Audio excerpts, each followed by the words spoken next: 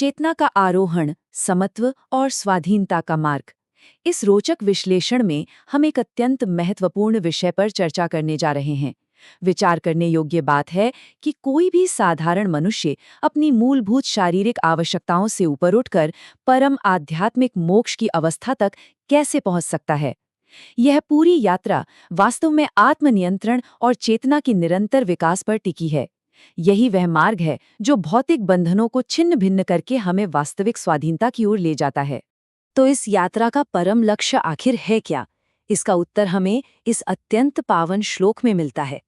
और हे अर्जुन, सर्दी गर्मी, सुख दुख आदि में तथा मान और अपमान में जिसके अंतःकरण की वृत्तियां भली भांति शांत हैं, ऐसे स्वाधीन आत्मा वाले पुरुष के ज्ञान में सच्चिदानंद घन परमात्मा सम्यक प्रकार से स्थित है। कितनी अद्भुत बात है ना। जीवन में द्वंद्व तो निरंतर आते रहेंगे, परंतु उन तीव्र द्वंद्वों के बीच भी अपनी आत्मा को पूर्णतः शांत और स्वाधीन बनाए रखना ही वह सर्वोच्च अवस्था है। इसी अवस्था में चेतना के भीतर केवल और केवल परमात्मा का वास होता है। अब यदि इस क्रमिक सोपान को ध्यान से देखा जाए तो चेतना का विकास एक सीढ़ी के समान प्रतीत होता है। सबसे निचले स्तर पर शरीर है।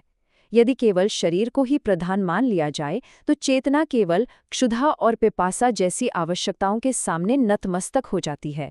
इसके पश्चात इंद्रियों का स्तर आता है, जहां सुख और दुख में फंसकर अनुचित कार्य करने की प्रवृत्ति उत्पन्न होती है। इससे ऊपर है मन, जो अनंत इच्छाओं की एक अंधी दौड़ को जन्म देता है। और अंत में आता है अहंकार, जहां मान और अपमान का मिथ्या संघर्ष आरंभ हो जाता है। स्पष्ट रूप से देखा जा सकता है कि इन निम्न प्रवृत्तियों के अधीन रहने से चेतना निरंतर गहरे बंधनों में जकड़ती जाती है। यहाँ आकर एक बड़ा ही रोचक और गहन विरोधाभास सामने आता है, बुद्धि की प्रधानता और आत्मा की प्रधानता के बीच का अंतर।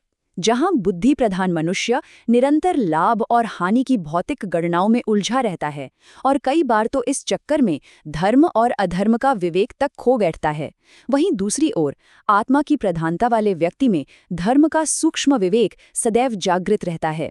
वो किसी भी क्षणिक प्रलोभन से विचलित हुए बिना अत्यंत दृढ़ता के साथ अपने स्वधर्म के पालन में स्थिर रहता है। ये एक बहुत बड़ा भेद है। इसीलिए सबसे महत्वपूर्ण बिंदु है समत्व की इस गंभीर अवधारणा को हृदयंगम करना। ध्यान देने योग्य बात है कि समत्व कोई निष्क्रिय अवस्था नहीं है, बिल्कुल नहीं। ये तो वो सर्वोच्च और संतुलित स्थिति है जहां सभी बाहरी परिस्थितियों, कर्मफलों और व्यक्तियों के प्रति पूर्ण समदृष्टि बनी रहती है।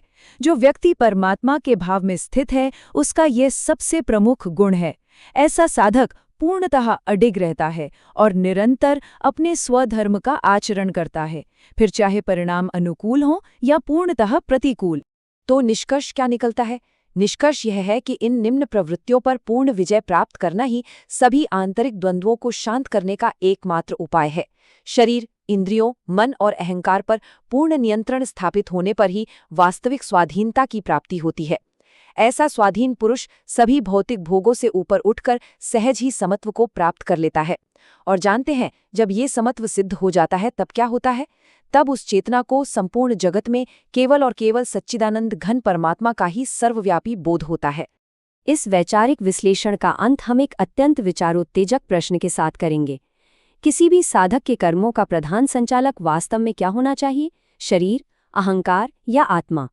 इस प्रश्न पर गहन चिंतन करना अति आवश्यक है, क्योंकि चेतना के जिस स्तर से कर्मों का संचालन होता है, वही स्तर जीवन की दिशा, परम शांति और अंततः मोक्ष का निर्धारण करता है। आत्ममंथन का ये पावन मार्ग सदा प्रशस्त रहे।